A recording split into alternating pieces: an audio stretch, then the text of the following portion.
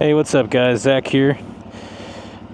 So I've come to the point in my career where I know that I need to grow my team, and I'm just trying to kind of figure out which direction to do that. If you're not familiar with who I am, my name is Zach. I'm a brand strategist, and businesses and organizations hire me to help them with their brand strategy. And after I've done that for them, they also have the option to hire my team and I to carry it out. And as we get closer to like the middle of 2024, I'm noticing that I'm a lot busier and some things are kind of falling through the cracks. And so I've decided to take my time a lot more seriously. So I've been researching a bunch of different things that people do, like entrepreneurs and creatives in like the branding industry. I've been looking into their videos and their philosophies of how they manage their time, and I've been learning quite a bit. And so I wanted to create a video that shared how I'm handling my time moving forward as of about a week ago. So I've been testing this for about a week, and managing my time this way has actually proven fruitful for me. One, because even though I'm a creative at heart and I hate structure, I am 100% fine with structure as long as I'm setting that structure by myself. If other people are setting where I need to be and when I need to work and how I need to work, that irritates the hell out of me. But if I can make the proactive decision to determine those things for myself, then I end up being a lot better off for it. And so that's what I've been doing. I've been really researching time blocking for the past few months, and I finally arrived at a method that is actually working for me, and I'm going to share that with you in this video. I'm going to be just riding around town talking about it. And by the way, this type of content is very different from my typical content. Typically, I'm sitting at my desk or in my office somewhere, and I have, very good lighting and a cinematic camera angle and all this stuff. But my goal, again, is to maximize my time. And I ride my motorcycle quite frequently. I ride a Yamaha R7. And I ride this both for transportation when the days are good. If I can pack light, meaning I don't need to have my cameras and things like that with me, I'll be on the bike. And and another goal with this type of content is to reduce friction to make the content itself, right? Like going into my office, setting up the camera, setting up the lighting, talking in sort of a scripted fashion, and then editing it all in post-processing takes hours out of my day. And right now, I'm not at the point yet where I've hired a shooter and editor to help me with those things. And so for the time being, I'm really going to be working to reduce the friction of my content so that I can actually make more of it. And part of that is just doing videos like this, where I just have my DJI Action 4 on my motorcycle, and I am just talking through it that way. And by the way, that's my setup. I have a DJI Action 4 mounted to my camera, or mounted to my motorcycle's windscreen, and it's mounted with the chin mount adapter. And in my helmet, I actually have a DJI Mic 2, and if you're not familiar, those have like magnetic mounting points on them. And then inside of my helmet, I glued a magnet inside of it. And so anytime that I'm actually going to record a video, I can literally just slip in that DJI Mic 2 into my helmet, and it automatically connects with my Action 4 anytime that I turn it on. So that's how I'm doing that. So I'm going to go ahead and get riding, and I'm going to be talking about the method that I'm using to time block a lot of my time. All right, so if you're not familiar with what I actually do, I mentioned earlier in the video that I perform brand strategy for various companies, and then if those companies want me to, my team and I will execute on that strategy for them. So during brand strategy, essentially what we're figuring out is who is a brand, what do they represent. We assign a personality to those brands to determine how they're going to behave, so that we can make sure that they behave consistently. And we also figure out who their customers are, what their customers' interests are. We get to know their customers at a very deep level so that we can make things that they're actually going to be attracted to. And once we're done with all of that, we essentially have all of the information that we need in order for the brand to behave in a consistent way that is representative of the brand itself, but also attractive to the ideal customers that they're trying to reach, right? Too many brands out there, they don't know how to be themselves because they haven't defined what that actually is, and they don't know who their customers are, so they're kind of just guessing, like with their product development, with how they market their products, with how they carry themselves online across different touch points, like their websites, their social media platforms, all that stuff.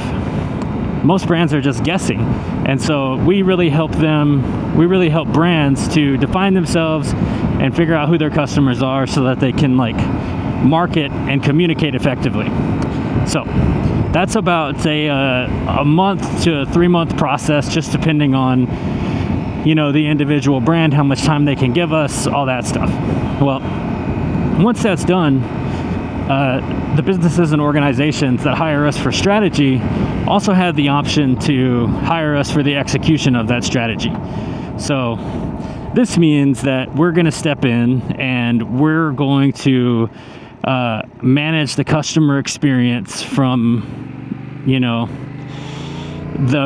all of it. Basically, any touch point that the brand has, we're going to go through and make sure that the customer experience is going to be phenomenal. My bio right now on Instagram and across like a bunch of other touch points is like, we create phenomenal brands, and that's the truth. So with any specific brand, we may go through and we may design their website, we may manage their social media platforms across all of the different channels depending on the demographics they're trying to reach.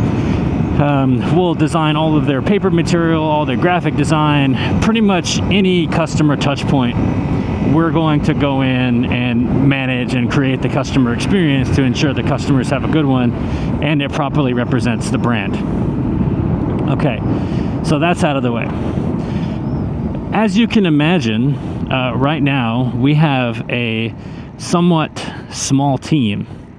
And because we have a small team, we're all very busy, and it's very easy for things to fall through the cracks.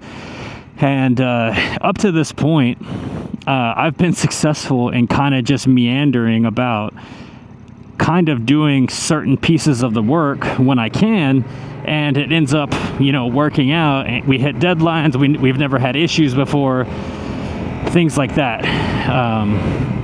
Some of the brands that we manage, they are in town with us. So literally, you know, I can go and work on one brand. I can go and work on a business here in town, like doing their photo and video stuff, or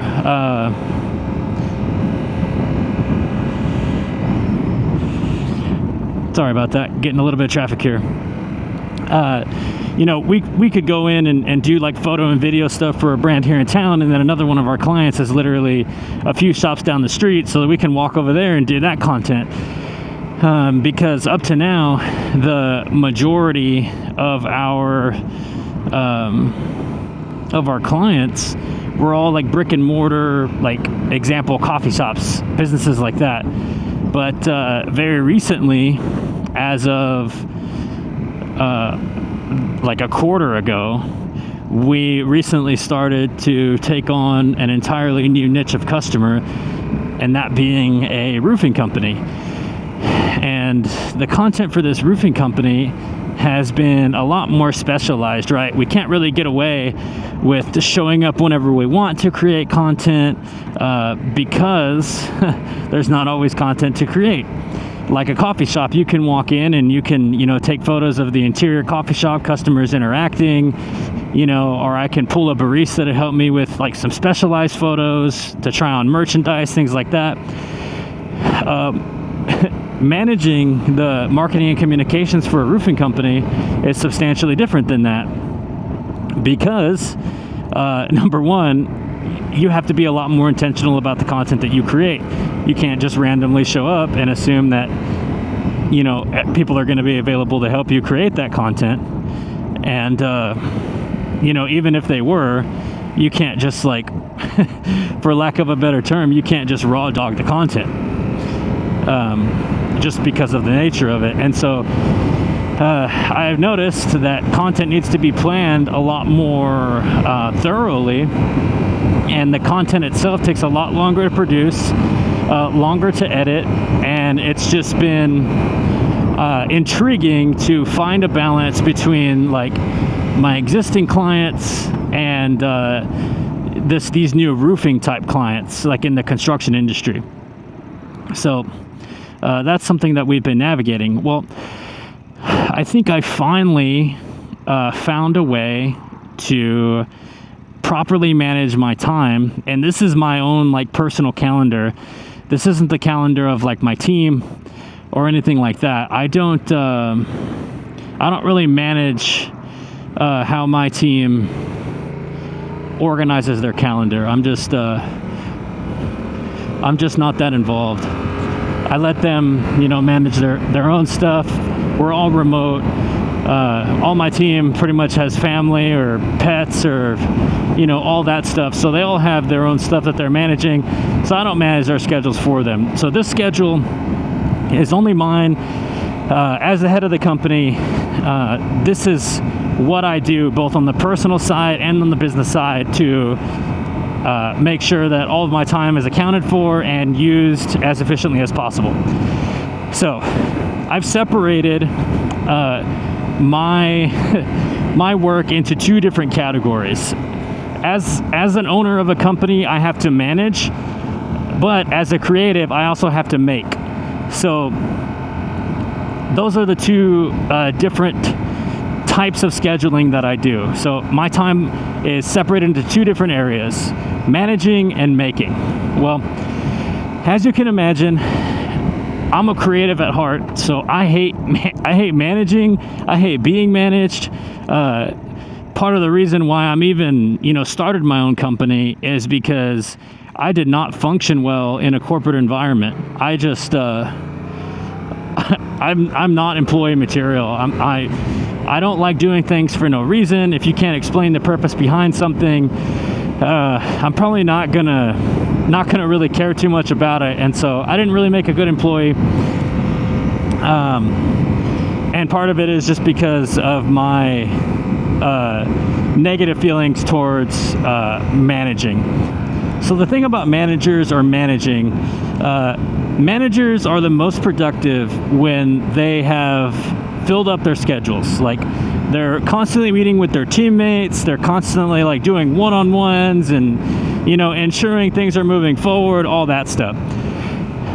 Managers love to suck up time. They love to take 15 minutes, 10 minutes, an hour of your day to talk about work, right? This is why I've always kind of disliked managers. Whereas makers are only productive when they're not in meetings, when they're not wasting their time and energy talking about work, and instead they're actually doing it. Right? The thing about makers or creative people is they have to slip into their flow state to actually get everything they need to get done completed. If you have a random meeting in the middle of a day for a creative, that meeting will loom over their entire day and they really won't be able to get anything done. I know me personally, if I start my day at 9 a.m. and I have a meeting at 11:30, I know that I can't really jump into any type of creative project that requires deep work because I'm going to get pulled out of it at some point. And I don't really like that. It really jacks with my creativity. It stops me from getting anything done. And so that's why I really dislike it. So the thing that I came up with is a time blocking maneuver. I actually learned some of this from Alex Hermosi. I'll link to that video below. But I'm separating my time blocks into two different categories: managing and making. So I am going to do my best to get all of my work done within a 6-day period, Monday through Saturday, from 9 a.m. to 6 p.m. And I have various things in between that I also have to do, like walk my dog and go to the gym and, all these different things like that. So on Mondays and Tuesdays, these are managing days. And I don't really time block these days. I pretty much leave an open block, like from 9 p.m., from 9 a.m. to 6 p.m., I leave openings like all throughout my calendar. I have my I have my sleep scheduled. I sleep every day from 12 a.m. to 8 a.m. and then so I have that time blocked. I have my sleep time blocked. And then from 8 a.m. to 9, I have a time block that basically just says like, hey, this is the time that it takes to like wake up, get your day going, drink your coffee, feed your dog, sit in the sun, all that stuff. So that's what I do for an hour from 8 to 9. And then from 9 p.m. to 6 p.m., I have various openings in my schedule, like minus my gym time and things like that. So I have it like this on Mondays and Tuesdays. And so my theory with this is on Mondays and Tuesdays is when I will do all of my meetings. I know in the back of my mind that I'm not really expecting to be productive on any maker type work on Mondays and Tuesdays because these days are for shallow work or for things like meetings. So I use an app called Fantastical, which is a calendar application, and this calendar application has a feature inside of it called Openings. And Openings basically allows you to send a web link to anyone that you want to send it to for things like scheduling. So you can send this link to people. It's kind of like a calendar link. You can send this link to people and they'll be able to see any openings that you have in your schedule. So whenever I send this link to people, they see available meeting times that vary between 9 a.m. to 6 p.m. only on Mondays and Tuesdays. Cool. So this means that I've solved my meeting dilemma, and it just requires a little bit of discipline, because now if it's Wednesday afternoon and somebody wants to meet with me that week, it's simply not happening. We are going to push that meeting until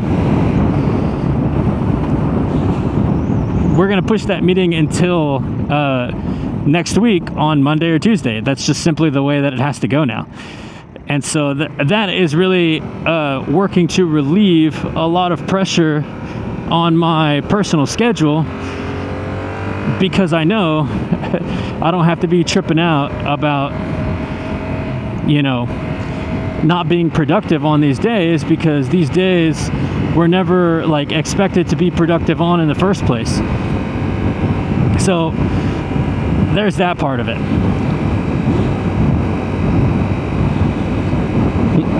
Just saw a police officer. I'm not speeding, but police officers sometimes like to turn around and follow motorcycles every now and then, so I'm always pretty cognizant about that. Anyways, so that is how I've solved my meeting dilemma, or my shallow work dilemma, of how I'm going to handle my meetings moving forward, which is actually a big anxiety relief. I'm super ADHD, and if I have constant meetings that I need to be involved in, I know that I'm not going to get any work done that day. And so I really need my space to just be in flow state. So moving on, that was my managing days. Well, the remaining days in the week, which are Wednesday, Thursday, Friday, and Saturday, these are maker days. And making days is for the creative side of my projects. So in addition to managing my company and performing brand strategy, I also am quite involved with like the web development, the email newsletters that need to go out, the videography, the photography, things like that. I'm still highly involved in these areas of the business, especially for brands that fit the aesthetic of my like videography and photography. like one of my clients is Black Rifle Coffee, well, a franchise of Black Rifle Coffee here in Boerne, Texas, and their like brand really fits with my aesthetic, which is like dark and moody and aggressive, and that's how I edit. And so it fits really well with their current brand. And so all that to say is I'm still involved in the creative process like that. So basically what that means is like I need time to be efficient. And so on every Wednesday, Thursday, Friday, and Saturday, I have a time block that's blocked off from 9 a.m. to 6 p.m. And the time block basically just says maker time - do not book. So that just tells me there are no meetings allowed for this time. The only thing that I'm allowed to do in these time blocks, scheduling wise, is to schedule creative things. So an example of creative things that I may need to schedule. Planning out social media content for a specific client, or showing up to shoot video or photo for that specific client, and optimizing, like editing and optimizing all of the creative content for use on social media. That's an example of different time blocks that I could schedule within, or develop, create the website for so-and-so brand. These are examples again. So if I had a Wednesday where I had to work on a website and also edit a post for one of my clients, it may say, from 9 a.m. to 12 p.m., you're editing BRCC content for a new t-shirt that came out, whatever the name of the t-shirt is. So during this process, I would be, figuring out, okay, what t-shirt are we marketing? We need to write the copy for social media, figure out what all that is. We need to shoot the content, and then we need to edit it. We need to optimize it for social media. We need to schedule it, all that stuff. This could take anywhere between 3 to 4 hours. And so maybe I'll have a time block at the beginning of the day that says BRCC content, new t-shirt from 9 a.m. to 12 p.m. And I know that that's what I'm working on for that specific time. And then let's say I also have to do a website that day or make a website. Let's say from 12 p.m. to 5 p.m. I have a time block to develop that website. So that tells me, all of the creative things that I need to do on this day, it's still structured, and my time is protected on these days to ensure that I can actually complete the work that, number one, I need to, but number two, what clients are relying on me to, because some people take branding and brand work very lightly, but I don't. The work that we do makes people look at businesses, and when people look at businesses, they become aware of them, they decide to visit them, they decide to become true fans of those businesses, they become loyal, which in turn increases the revenue of the companies, and increased revenue for the companies means the owners make money, it means all of the employees make money, they get to go home, feed their families, it means a positive case study for my clients, which means okay, they can actually see the things that we do work, which gives me more ammunition to, eventually charge more, which is the goal. I want to continue to offer value. I want to continue to do better today than we did yesterday. And basically, it's so important that we're able to work deeply so that we can get done everything that we need to get done for our clients. And that's how I feel personally. If I don't feel like I'm performing at a high level, I feel kind of guilty, guys, because I'm going to be honest with you, I charge quite a bit of money, and I can't perform at the same level as other people do, because if I do, then, a client could just go and pay them the lower amount that they would charge for the less performance, whereas myself, I charge a lot more, and because of that, I need to perform at a lot higher of a level. So there's that. So yeah, that's what my calendar looks like. It's on Mondays and Tuesdays, that's managing time. That's when I leave a lot of time open for things like meetings, and that's when I get all of my meetings done. Sorry about that, I had to navigate a turn just now. Yeah, Mondays and Tuesdays is when I actually get all of my meetings done. And Wednesday, Thursdays, Fridays, and Saturdays is when I get all of my making done. And doing things this way has reduced my stress quite significantly, because I know I don't need to expect to be productive on Mondays and Tuesdays, and on Wednesdays through Saturdays, I know that my time is protected for all of the making that I actually need to do. So, hearing everything that you've heard so far, I would be quite curious to see if you think that this type of method for time blocking could help you. Again, to summarize, I block out all of the time that I'm sleeping. I block out the time it takes me to get ready in the morning. I block out my gym. I block out things like therapy. I block out things like walking my dog on my personal calendar. And then I also have a work calendar where I place my scheduling blocks and meetings and things like that. So yeah, this has helped me quite a bit as a high-performing owner of a brand strategy firm, and as someone with like severe ADHD. This has helped me quite a bit to find clarity in my life and to be accountable for the results that I'm hired to bring. It's been a very good thing for me. So I just hope that this may help some of you as well, like it did me. What's this guy doing? I don't know what this guy's doing.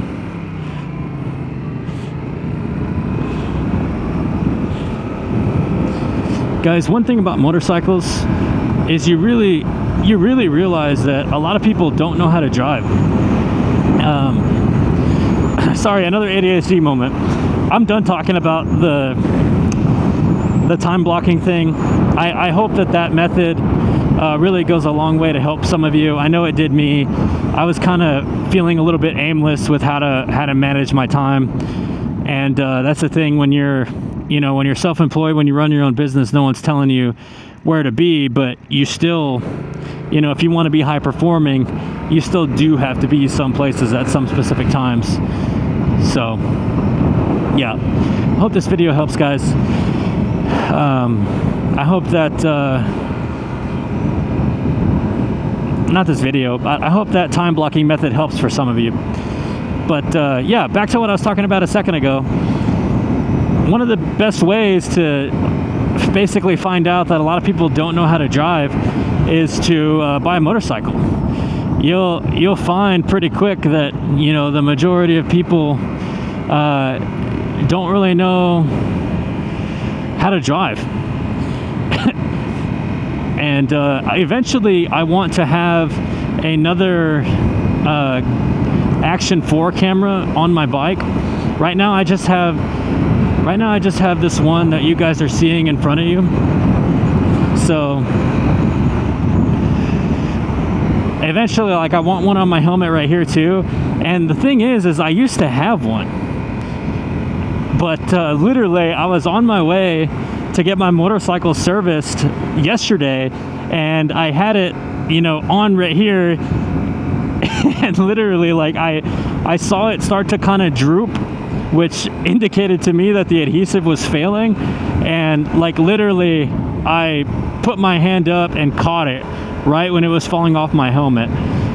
So that really wasn't a reliable way to fasten my camera onto my helmet. So I think I saw a video of Chase on 2 wheels.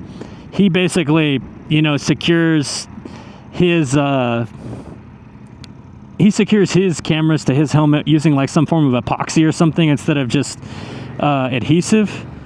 And I think that's pretty reliable. If you're gonna have like a $400 camera, just like attached to your helmet, it's probably not wise to just have that held on by adhesive. So I need to redo that just so I can have another camera angle, and then I'll eventually get DJI's remote so that I can start and stop 2 cameras simultaneously just by pressing that button. But yeah, I hope this video helped you guys, and I hope you enjoyed just cruising around with me and just hanging through with me for this new type of content that I'm creating. I hope you guys stick with me, and yeah. Anyways, I am going to probably head back home now that I've gotten to ride around a little bit and record this video. It's a beautiful day. It's really hot. It's like 100 degrees right now in Texas. So I think I'm going to probably go home, relax for a little while.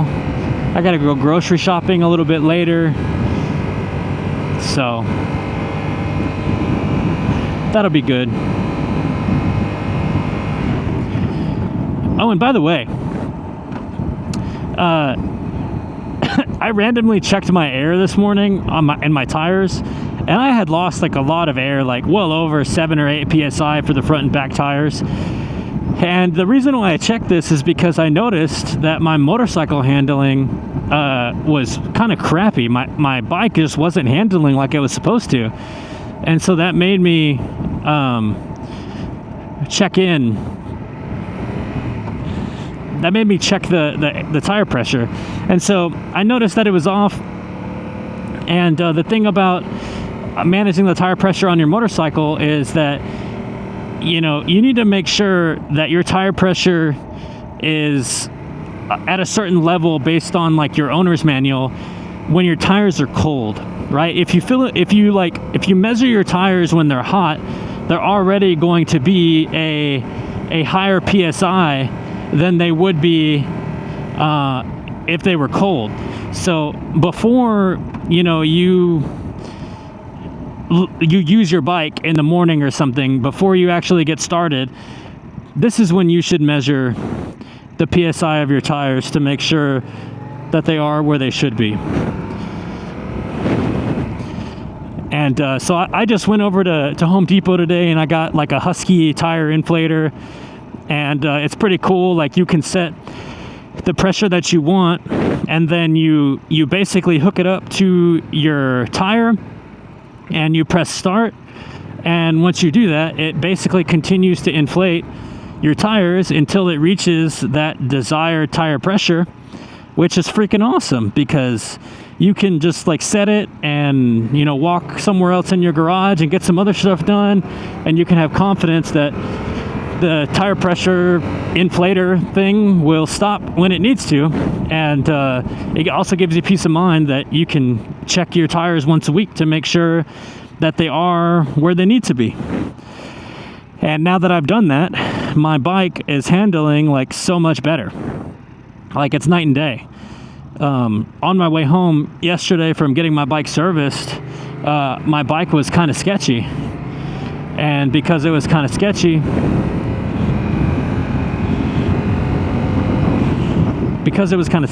I thought of checking my tire pressure, and then I basically didn't end up doing that until I remembered today.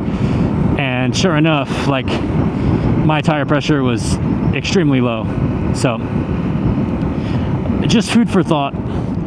Make sure that you guys are checking your tire pressure. But I will catch you guys in the next one. I'm gonna head home, drink something cold, get out of the heat, hang out with my dog. I hope you guys have a great Father's Day weekend. Today's Father's Day. Shout out to all you dads out there who are busting your asses to provide for your families, and trying your best in order to give your families everything that they need. You are not forgotten. You're valued, and whether or not anybody tells you, society needs you, bro. So freaking keep killing it, brother. All right, I'll see you guys later.